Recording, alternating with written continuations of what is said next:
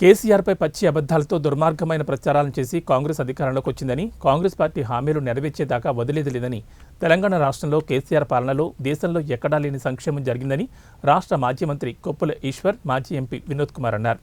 గోదావరికని తిలక్నగర్లోని విశ్వం community హాల్లో మాజీ MLA, Peddapalli జిల్లా బీఆర్ఎస్ పార్టీ అధ్యక్షులు కోరుకంటి చంద్ర అధ్యక్షతన రామకొండ నియోజకవర్గం ముఖ్య నాయకులు, కార్యకర్తల సమావేశం జరిగింది.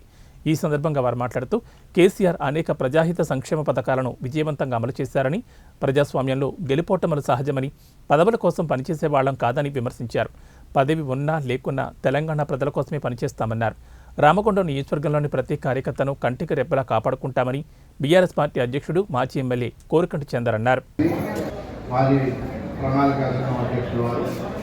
అలాగే మన ప్రియతమ నాయకులు గోవిందరావు గారు, జెడ్పీటీసీ నారాయణ గారు, ఇంకా పెద్దలందరికీ పేరు పెట్టిన నమస్కారం. ఈ ప్రాంతంలో వారికి మనందరం సుపరిచితులమే. వాళ్ళు రెండు సందర్భాలలో వస్తారు.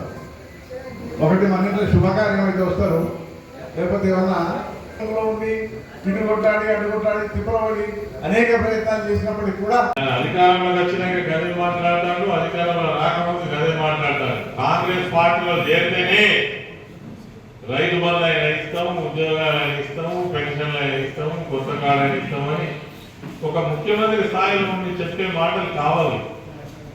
అంటే ఆ వేరియేషన్, ఆ తేడా మనకు కనబడుతున్నది. పరిపాలన విధానంలోనే తేడా కనబడుతున్నది.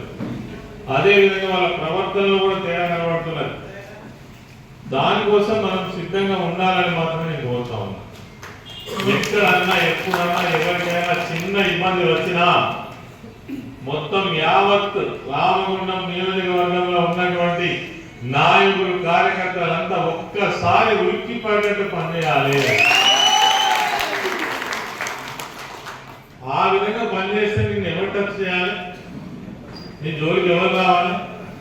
మిమ్మల్ని చూస్తే వాళ్ళు భయపడా, వాళ్ళని చూస్తే మీరు భయపడాలి.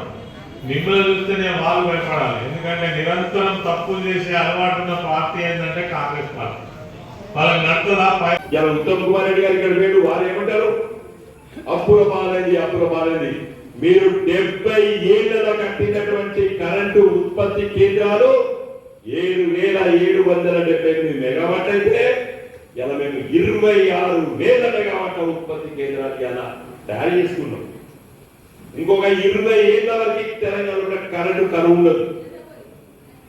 నువ్వు 70 ఏళ్లకు 7,000 మెగావాట్లు కంటే మన గులాబీ జెండా ఇలా 26,000 మెగావాట్ల ఉత్పత్తి కేంద్రాలు కట్టి 19,000 ఇలా కరెంటు తయారవుతున్నది. మీ కర్ణాటకకు రేపు కరెంటు కావాలంటున్నాడు. మొన్ననే అమ్ముకున్నాం మనం ఉన్నప్పుడు. ఎక్కువ ఉన్నది మన కరెంటు. ఇంత గొప్ప రాష్ట్రాన్ని మీ చేతిలో పెట్టినాం. ఇలా కరువు కాటకాలు వచ్చినప్పటికీ కూడా తెలంగాణ రైతులు ఇలా పంట పండించుకునేటువంటి శక్తిని ఇలా కరెంటు ఉత్పత్తి చేసి మన రైతాంగానికి, మన కార్మిక వర్గానికి ఇచ్చినాం. ఇలా హైదరాబాద్ లాంటి మహానగరంలో ఏ పని, నా భార్య ఉన్నది, నా తమ్ముడు భార్య ఉన్నది, నా ఇంకొక తమ్ముడు భార్య ఉన్నది. ఎవరికి ఇస్తాడు? ఒకరికే ఇస్తాడట.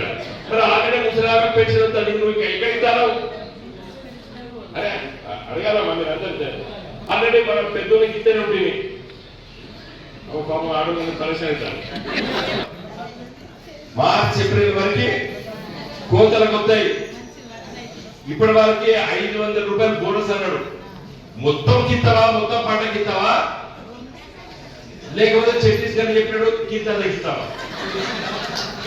ఒక్కరు కూడా మా కొప్పులీశ్వరమ్మ గారు ఎంపీగా ఉంటే బాగుంటుంది అనేటువంటి ఆలోచనతో ఉన్నారు.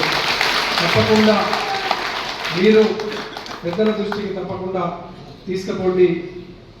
ఈ 7 నియోజకవర్గాలలో నాయకులను, కార్యకర్తలను, పార్టీని కాపాడాలంటే తప్పకుండా ఈ ఎంపీ సీట్లు తప్పకుండా మనం గెలవాల్సిందే. అది కొప్పులీశ్వరన్న గారు అయితేనే బాగుంటుంది. ఉద్యమ కాలం నుండి ఒక సింగరేణి ప్రాంతంలో ఉన్నటువంటి నాయకుడు కాబట్టి అని ఈ సందర్భంగా సార్ కూడా నేను ప్రత్యేకంగా విజ్ఞప్తి ఈ సందర్భంగా తెలియజేస్తూ